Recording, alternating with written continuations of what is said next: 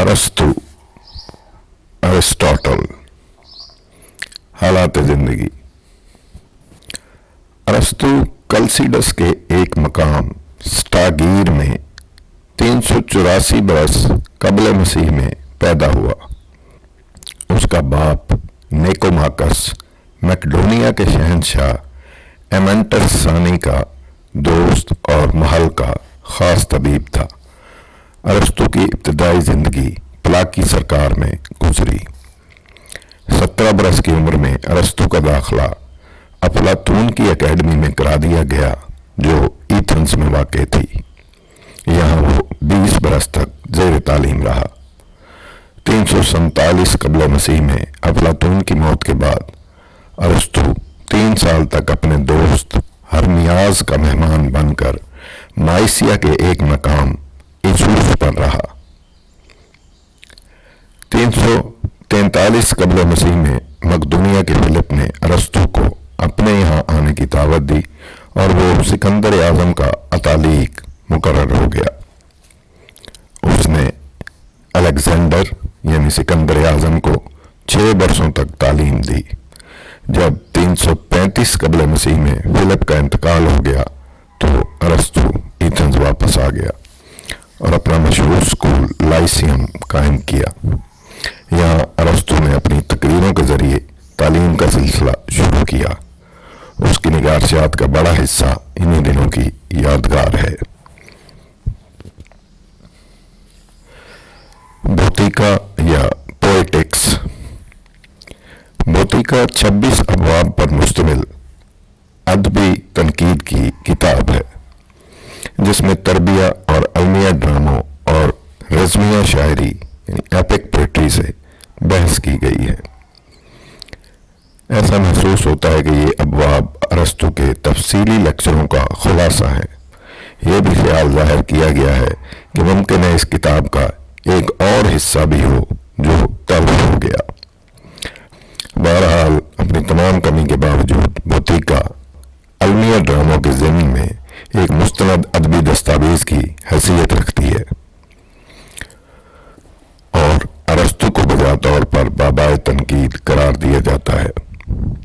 بوتیکا میں ادبی اور جمالیاتی تنقید کے بنیادی مسائل پر روشنی ڈالی گئی ہے اور ان کی جزیات کا تجزیہ کیا گیا ہے۔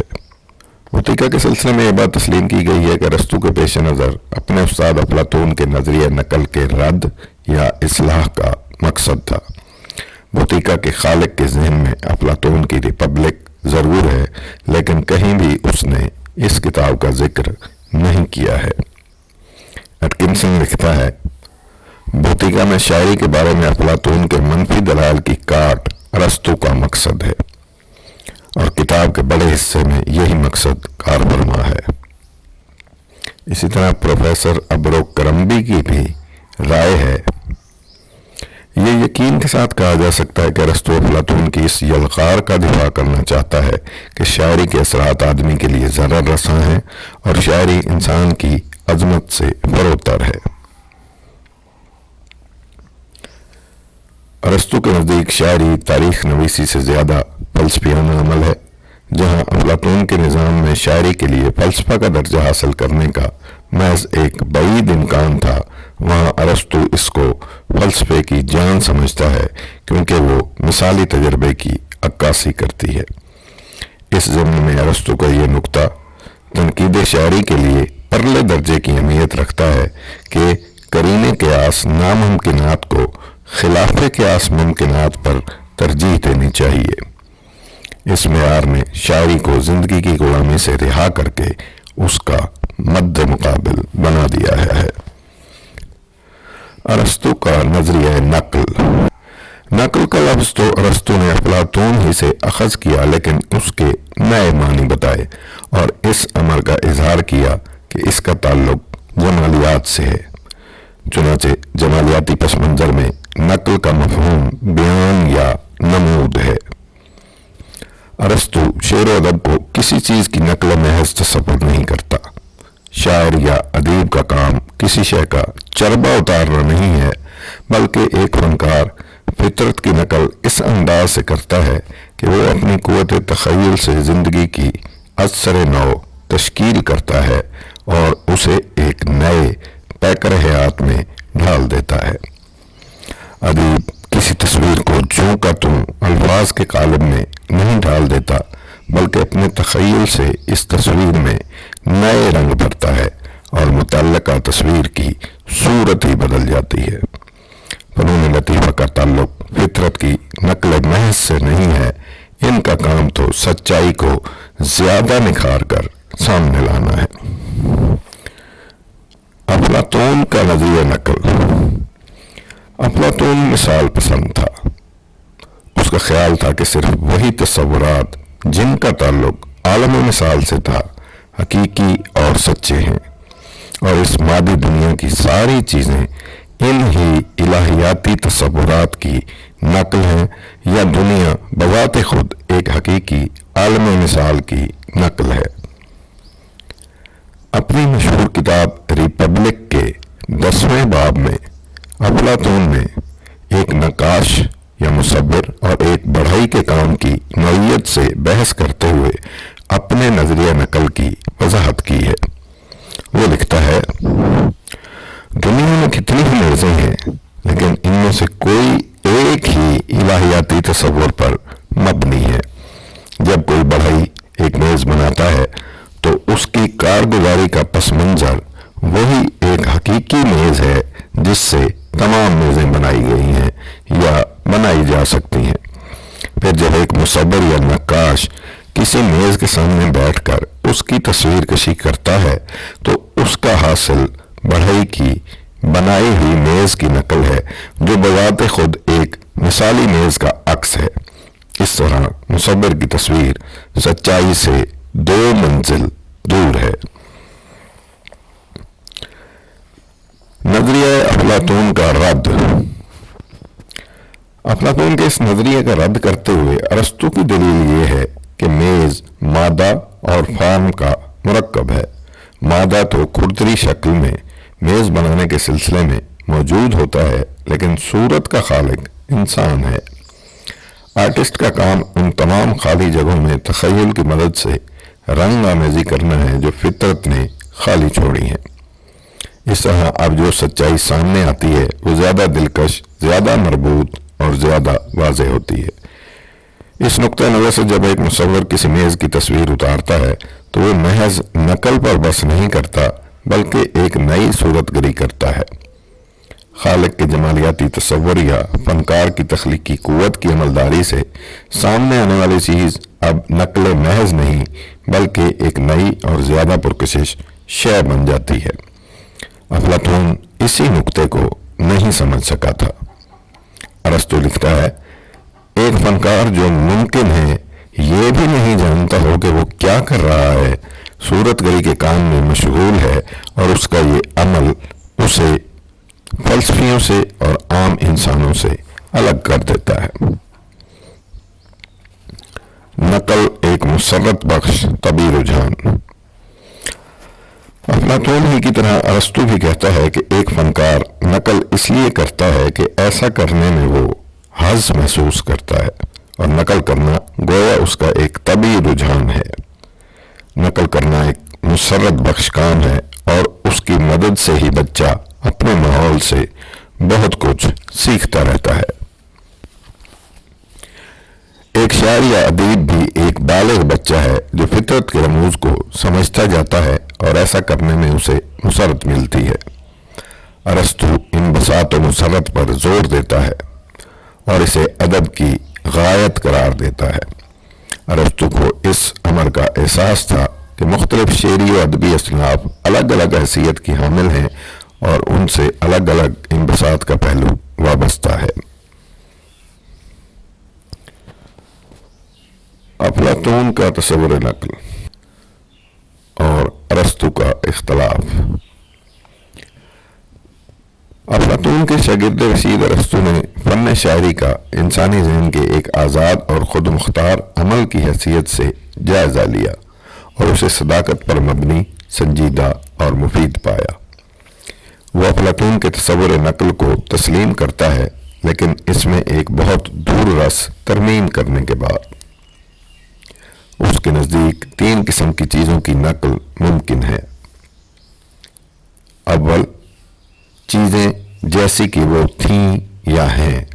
دوم، چیزیں جیسی کہ وہ نقل کرنے والے کے اندیے میں یا دوسرے لوگوں کے کہنے کے مطابق ہیں۔ سوم، چیزیں جیسا کہ انہیں ہونا چاہیے۔ تیسری قسم کی چیزیں وہی ہیں جنہیں افلاطون نے مثالوں کا نام دیا تھا۔ جب شاعر اس تیسری قسم کی چیزوں کو بیان کرتا ہے تو وہ ناقص چیزوں کو یعنی پہلے 2 قسموں کی چیزوں کو کامل بنا دیتا ہے۔ فن کا کام یہ ہے کہ وہ فطرت کے نقائص کو دور کرے۔ فطرت ایک مقصد کے مطابق مصروف عمل ہے، لیکن اس کی تکمیل میں ہمیشہ کامیاب نہیں ہوتی، کیونکہ جبر یا مادے کے مزاحم اس کے راستے میں حائل ہوتے ہیں۔ فن ان مزاحم کو ہٹا کر فطرت کو کمال بخشتا ہے۔ جب وہ ایسا کرتا ہے تو اس کی تخلیقات ایک ایسی لذت کا سرچشمہ ہوتی ہیں جو تہذیب اخلاق کے حق میں مفید ہوتی ہے۔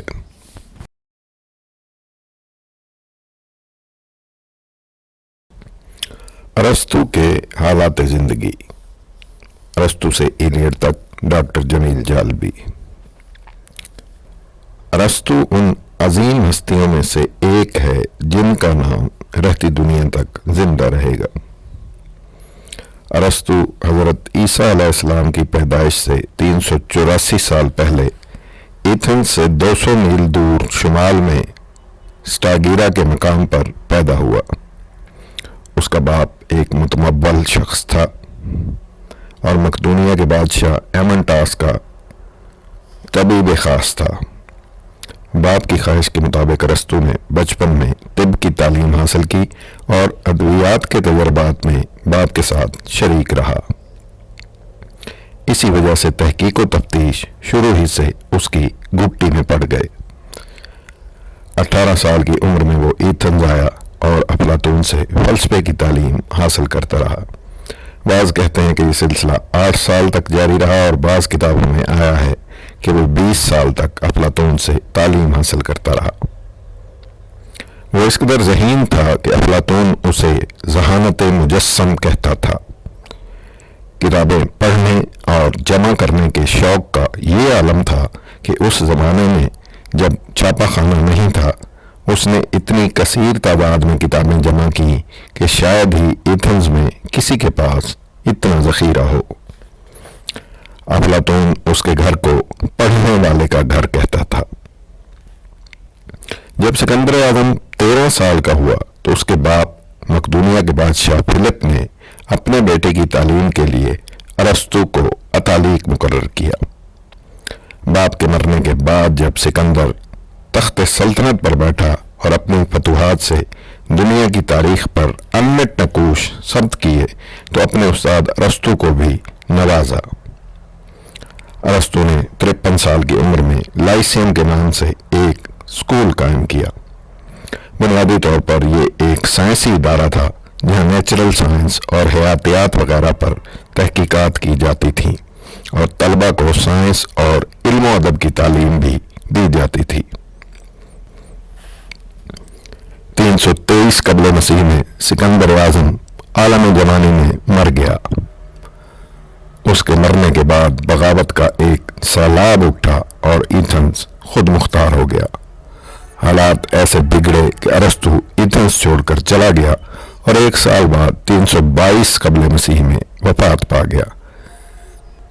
اسی سال ڈیموستھینیز نے بھی زہر پی کر خودکشی کر لی۔ ارسطو کی تصانیف۔ ارسطو سے سینکڑوں کتابیں اور رسالے منسوب کیے جاتے ہیں جن میں سے بیشتر ضائع ہو گئے۔ کچھ قدیم مصنفین نے ارسطو کی تصانیف کی تعداد 400 بتائی ہے اور کچھ نے ان کی تعداد 1000 تک بتائی ہے۔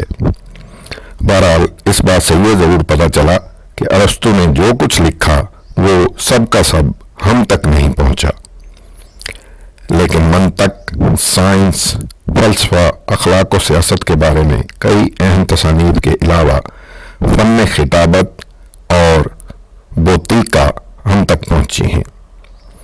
ارسطو کی یہ ساری تصانیف ذہن انسانی کے لیے آج بھی بنیادی اہمیت کی حامل ہیں۔ ارسطو کی ایک بنیادی اہمیت یہ ہے کہ اس نے سائنس، فلسفہ اور منطق وغیرہ کی ایسی لاتعداد اصطلاحات وضع کی کہ 2000 سال سے زیادہ عرصہ گزر جانے کے باوجود ہم آج بھی انہی اصطلاحات کی مدد سے اپنے خیالات کا اظہار کر رہے ہیں۔ بوتیکا یا پوئٹکس۔ بوتیکا 335 سے 322 صدی قبل مسیح میں لکھی گئی۔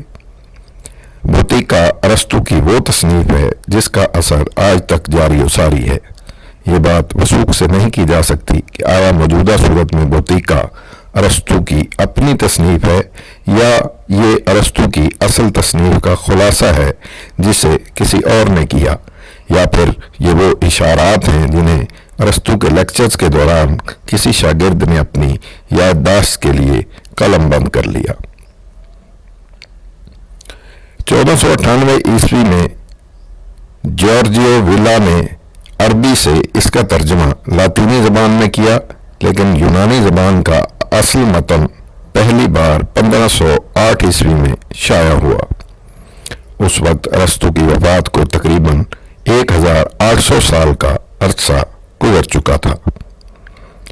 یہ بات واضح رہے کہ یورپ یونانی تصانیف سے عربوں کے توسط ہی سے متعارف ہوا، ورنہ تقریباً 2500 سال تک یورپ یونانی تصانیف کی اہمیت سے لا علم تھا۔ بوتیکا کا پہلا باقاعدہ تنقیدی ایڈیشن روبورٹ ٹیلی نے 1548 عیسوی میں مرتب اور شائع کیا۔ بوتیکا میں اظہار کی وہ وحدت نہیں ملتی جو ارسطو کی دوسری تصانیف کا ترہ امتیاز ہے، لیکن اس میں فن شاعری کا ایک مکمل و مربوط نظریہ موجود ہے۔ بعض نقادوں کا خیال یہ ہے کہ ارسطو نے بوتیکا میں اپنے استاد افلاطون کا نام لیے بغیر نہ صرف فن شاعری کا جواز پیش کیا ہے، بلکہ افلاطون کے اس دعوے کو بھی باطل قرار دیا ہے جس کی وجہ سے اس نے شاعروں کو اپنی مثالی جمہوریہ سے نکال باہر کیا تھا۔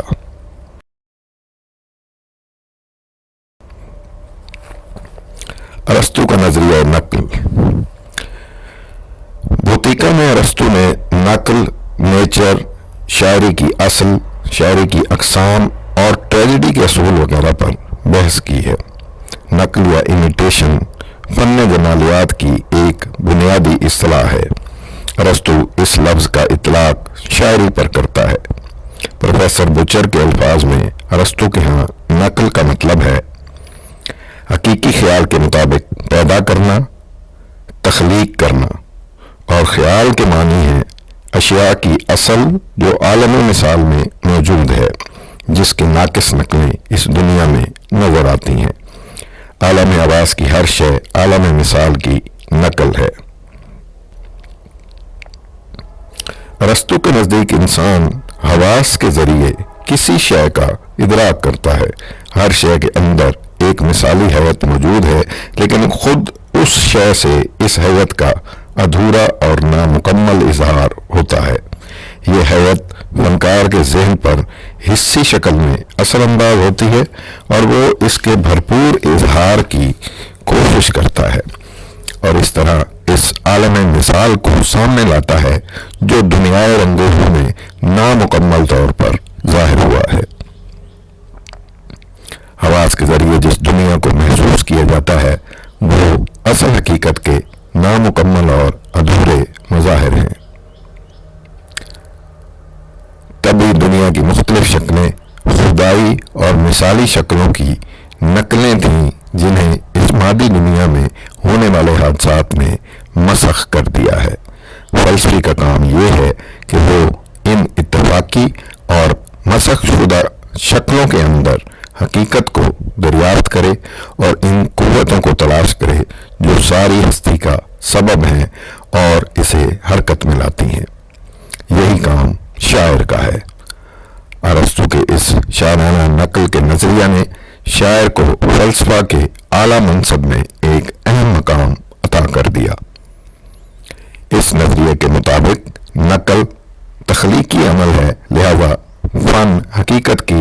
نقل کرنے میں ظاہرہ امور سے آگے بڑھ کر حقیقت کی خالص صورت کو حادث امور سے الگ کر کے پیش کرتا ہے، اور اس طرح اس کا مقصد بھی فلسفے کے مقصد سے ہمکنار ہو جاتا ہے۔ دونوں عینی حقیقت تک دو مختلف راستوں سے پہنچتے ہیں۔ اس نظریے کی کوکھ سے نیچر کا تصور پیدا ہوتا ہے۔ ارسطو کے ہاں نیچر کے معنی خارجی دنیا کے نہیں ہیں، بلکہ نیچر ارسطو کے ہاں تخلیقی قوت اور کائنات کے تخلیقی اصول کا نام ہے۔ فنون لطیفہ صرف خارجی حقائق کا اظہار نہیں کرتے، بلکہ وہ انسان کے اندر کی کائنات کا اظہار کرتے ہیں۔ یہی وہ فرق ہے جو فنون لطیفہ کو علوم مفیدہ سے ممتاز کرتا ہے۔ شاعری کی بنیاد انسان کی اس جبلت پر قائم ہے جو اسے نقل کرنے پر اکساتی ہے، لیکن یہ نقل خارجی دنیا کے حقائق کی نقل نہیں ہوتی۔ ارسطو نے بتایا کہ شاعر کا کام یہ نہیں ہے کہ جو کچھ حقیقت میں گزرا اس کو فی الواقعی جوں کا توں بیان کر دے، بلکہ ایسی چیزیں بیان کرنا ہے جو ہو سکتی ہیں، یعنی جو ان حالات میں ہو سکتی تھیں، کیونکہ ان حالات میں یا تو ان کا ہونا ضروری ہے یا وہ قرین قیاس ہیں۔ شاعر اور مورخ میں فرق یہ ہے کہ تاریخ اس چیز کو بیان کرتی ہے جو ہو چکی ہے، جبکہ شاعری اس قسم کی چیزوں کو سامنے لاتی ہے جو ہو سکتی ہیں۔ اس وجہ سے شاعری بمقابلہ تاریخ کے زیادہ فلسفیانہ اور زیادہ توجہ کے قابل ہے۔ شاعری آفاقی صداقتوں سے سروکار رکھتی ہے، جبکہ تاریخ مخصوص واقعات سے سروکار رکھتی ہے۔ افلاطون کا نظریہ فن 427 قبل مسیح سے 347 قبل مسیح کو افلاطون کا دور قرار دیا جاتا ہے۔ افلاطون ارسطو کا استاد اور سقراط کا شاگرد رشید تھا۔ وہ ایک پیدائشی شاعر تھا، لیکن سقراط کے زیر اثر اس نے اپنی نظموں اور ڈراموں کو جلا دیا اور اپنی ساری صلاحیتیں فلسفے پر مرکوز کر دیں۔ افلاطون آئیون میں شاعر کی تعریف ان الفاظ میں کرتا ہے: کیونکہ شاعر ایک روشنی ہے اور پرواز کرنے والی پاک چیز ہے، وہ اس وقت تک تخلیق نہیں کرتا جب تک الہامی قوت اس پر غالب نہ آ جائے اور وہ اپنے حواس زائل نہ کر دے اور عقل یکسر غائب نہ ہو جائے۔ جب تک وہ اس عالم جزم میں نہیں آ جاتا وہ بے قوت رہتا ہے۔ وہ بڑے شاندار الفاظ ہوتے ہیں جن میں شاعر انسان کے عمل کو پیش کرتے ہیں، لیکن یہ الفاظ اصول فن کی مدد سے ان کے اندر پیدا نہیں ہوتے، صرف شاعری کی دیوی ان میں الہامی قوت کا سور پھونکتی ہے۔ اس عالم جزم میں ان میں سے کوئی کیف آور پرجوش بھجن لکھتا ہے، کوئی حمدیہ گیت لکھتا ہے، کوئی کورس تخلیق کرتا ہے، کوئی ایپک لکھتا ہے اور کوئی آئمبک شعر لکھتا ہے۔ جو ایک صنف میں اچھا ہوتا ہے وہ دوسری صنف پر قدرت نہیں رکھتا، کیونکہ شاعر فن کی مدد سے نہیں بلکہ آسمانی قوت سے نغمہ سرا ہوتا ہے۔ اس اقتباس سے اندازہ لگایا جا سکتا ہے کہ افلاطون شاعر کو ایک عظیم درجہ دیتا ہے۔ وہ اس کی عظمت کے گن گاتا ہے، اس کا دل سے قائل ہے، لیکن اسی وجہ سے وہ اسے اپنی مثالی جمہوریہ سے برطرف بھی کر دیتا ہے۔ آسمانی وجدان کی وجہ سے افلاطون شاعر کو مجنون اور دیوانہ کہتا ہے، ایسا دیوانہ جس کے سر پر فن کی مقدس دیوی کا سایہ ہوتا ہے، جو اس میں جوش و جذبہ پیدا کر کے غنائیہ کلام لکھواتی ہے اور اسی لیے اس کا اعتبار نہیں کیا جا سکتا۔ وہ معلم اخلاق کی حیثیت سے ناکامیاب ہے۔ ما بعد الطبیعیاتی نقطہ نظر سے وہ جس چیز کی نقل کرتا ہے وہ حقیقت سے 2 درجہ دور ہوتی ہے۔ افلاطون کے نزدیک حقیقت کسی چیز میں نہیں ہوتی بلکہ اس کے خیال میں ہوتی ہے۔ فلسفی کا کام یہ ہے کہ وہ کسی منفرد شے سے خیال تک پہنچے۔ شاعر خیال تک نہیں پہنچتا بلکہ اسی شے میں محو رہتا ہے اور اسے بھی غلط طریقے سے پیش کرتا ہے۔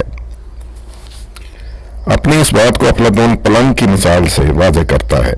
وہ کہتا ہے کہ دنیا میں لاتعداد پلنگ ہیں جنہیں مختلف بنانے والوں نے بنایا ہے، لیکن ان سب پلنگوں کی اصل وہ مثالی پلنگ ہے جس کی صورت خدا کے ذہن میں ہے۔ بڑھئی جب پلنگ بناتا ہے تو وہ اسی مثالی پلنگ کی نقل کرتا ہے۔ جب ایک مصور پلنگ بناتا ہے تو وہ بڑھئی کے پلنگ کی نقل کرتا ہے، یعنی اس طرح مصور نقل کی نقل کرتا ہے اور حقیقت سے 2 درجہ دور ہو جاتا ہے۔ اسی طرح شاعر بھی جب اس پلنگ کو بیان کرتا ہے تو وہ بھی مصور کی طرح حقیقت سے 2 درجہ دور ہو جاتا ہے۔ وہ بھی عکس کے عکس کا پجاری ہے۔ ایسے شخص سے کسی اخلاقیات کی امید نہیں کی جا سکتی۔ افلاطون اور ارسطو کے عہد اور فکر میں فرق۔ افلاطون کے دور میں یونان کے حالات ایسے تھے کہ ان میں اخلاقی و سیاسی امور زیادہ اہمیت اختیار کر گئے تھے۔ ملک کو ایک ایسے نظام کی ضرورت تھی جس سے استحکام پیدا ہو اور اصول و قانون کی حکمرانی قائم ہو۔ ان حالات میں جیسا کہ ایسے ادوار میں ہوتا ہے، ادب و شعر کی حیثیت ضمنی رہ گئی تھی، اور اگر وہ کسی نظام میں ٹھیک نہیں بیٹھ سکتے تھے تو انہیں برطرف بھی کیا جا سکتا تھا۔ اس کے برخلاف ارسطو کے زمانے میں یونان متحد تھا اور اس میں استحکام پیدا ہو چکا تھا۔ سکندر اعظم کا ڈنکا چاروں طرف بج رہا تھا۔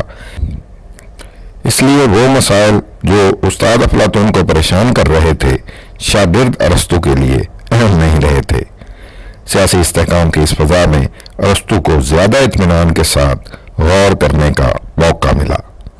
ارسطو نے بوتیکا میں کہیں اپنے استاد کا نام نہیں لیا اور نہ کہیں یہ بتایا کہ وہ افلاطون کی فکری غلطی کی تصحیح کر رہا ہے، لیکن اس تصنیف کو پڑھتے ہوئے یہ ضرور محسوس ہوتا ہے کہ اس کے ذہن پر افلاطون کی فکر اثر انداز ہو رہی ہے۔ بوتیکا کے مطالعے سے افلاطون اور ارسطو کی فکر کا بنیادی فرق بھی سامنے آ جاتا ہے۔ افلاطون فلسفی تھا جو فلسفے کو عام زندگی میں عام لوگوں تک پہنچانا چاہتا تھا۔ ارسطو سائنسدان تھا جو سائنسی نظریات کو اپنے طلباء اور دوسرے تعلیم یافتہ لوگوں تک پہنچانا چاہتا تھا۔ ارسطو ادب کا تجزیہ بھی اسی طرح کرتا ہے جیسے علم الحیوانات کا۔ اس کے سامنے کوئی سیاسی و اخلاقی مقصد نہیں ہے۔ وہ اپنے دور کے ادب کا، اپنے قدیم ادب کا اسی طرح جائزہ لیتا ہے جیسا کہ وہ ہے، اور اس کے مطالعے سے اسی طرح اصول اخذ کرتا ہے جیسے کوئی سائنسدان مادی اشیاء کے مطالعے سے اصول اخذ کرتا ہے۔ اس لیے بوتیکا ادب کی سائنسی تحلیل کی پہلی کوشش ہے۔ ارسطو کا ذہن منطقی، اس کا مزاج سائنسی اور اس کی فکر معروضی ہے۔ اس کی نظر بیک وقت تمام فنون پر ہے اور وہ دیکھتا ہے کہ سارے فنون زندگی کی نقل ہیں۔ افلاطون کے ہاں شاعرانہ نقل حقیقت سے 2 درجہ دور ہو جاتی ہے، لیکن ارسطو کے ہاں یہ ایک قدرتی عمل ہے۔ افلاطون عینیت پر زور دیتا ہے، ارسطو واقعیت پر زور دیتا ہے۔ ارسطو کا نظریہ نقل۔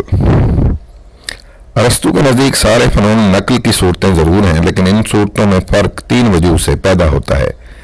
ایک تو اس وجہ سے کہ سارے فنون نقل کے ایک دوسرے سے مختلف ذرائع استعمال کرتے ہیں، دوسرے اس وجہ سے یہ مختلف چیزوں کی نقل کرتے ہیں، اور تیسرے اس وجہ سے کہ یہ نقل کے مختلف طریقے استعمال کرتے ہیں، یعنی ذرائع، اشیاء اور طریقے کے فرق سے ایک فن دوسرے فن سے نقل کے بنیادی اشتراک کے باوجود مختلف ہو جاتا ہے۔ ارسطو کے لیے افلاطون کی طرح یہ مسئلہ اہم نہیں ہے کہ شاعری کو باقی رکھا جائے یا اس پر پابندی لگا دی جائے، بلکہ اس کا وجود اس لیے اہم ہے کہ اس فن کا تعلق انسان کی فطرت سے ہے۔ نقل کرنے کی جبلت انسان میں ازل سے موجود ہے۔ وہ دوسری مخلوق سے اس لیے مختلف ہے کہ وہ ساری مخلوق میں سب سے زیادہ نقال ہے۔ پھر اس میں نقل سے وجود میں آئے کاموں سے لطف اندوز ہونے کی جبلت بھی موجود ہے۔ تجربے سے یہ بات سامنے آتی ہے کہ وہ چیزیں جن کا دیکھنا ویسے ہمارے لیے تکلیف دہ ہے، جب فن کے ذریعے ان کی نقل پیش کی جاتی ہے تو ہم اس نقل سے بھی لطف اندوز ہوتے ہیں۔ جتنی صحت کے ساتھ ان کی نقل پیش کی جائے گی وہ اتنی ہی اچھی معلوم۔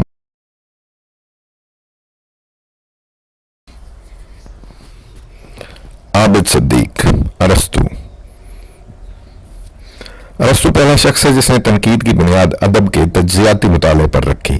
اس کا طریقہ کار یہ تھا کہ اس نے یونانی قدیم ادب کا بغور مطالعہ کیا اور تجزیہ کر کے ہر ادب پارے اور ہر صنف کی نمایاں خصوصیات الگ کیں اور پھر ان خصوصیات میں قدر مشترک تلاش کر کے اسے اصول کا درجہ دے دیا۔ اس کی یہ تلاش کردہ مشترک خصوصیات اگرچہ بنیادی طور پر قدیم یونانی ادب کے تجزیاتی مطالعے پر مبنی ہیں، لیکن ان کی مسلمہ اہمیت کی بنیاد پر انہیں کسی دور میں بھی نظر انداز نہیں کیا جا سکتا۔ دوسری اہم بات یہ ہے کہ اس کا یہ تنقیدی تجزیہ معروضی یا آبجیکٹو ہے۔ اخلاقیات اور فلسفے کے نظریات جو اس زمانے میں مسلمات کا درجہ حاصل کر چکے تھے اسے ادب کے تجزیے میں کسی تعصب کا شکار نہیں ہونے دیتے۔ وہ افلاطون کی طرح ادب کو کیا ہونا چاہیے سے بحث نہیں کرتا، بلکہ اس کے برخلاف سائنسی تجزیہ کرتے ہوئے ادب کیا ہے کی بات کرتا ہے۔ جب وہ ایک چیز کو اچھا کہتا ہے تو اس کی مراد اخلاقی اعتبار سے اس کی اچھائی کی نشاندہی کرنا نہیں، بلکہ وہ لفظ اچھا کے مفہوم کو جمالیاتی معنوں میں اہم قرار دیتا ہے، یعنی ادب کو تخلیقی جمال سمجھتے ہوئے اس میں حسن کی تلاش کو اولویت دیتا ہے۔ فلسفیانہ صداقت کی وہ تلاش جسے افلاطون اہم ترین سمجھتا ہے اس کا مطمع نظر نہیں ہے۔ گویا ارسطو پہلا نقاد ہے جس نے ادب کے جمالیاتی پہلو کے مطالعے کی ابتدا کی اور جمالیات کی باقاعدہ بنیاد رکھی۔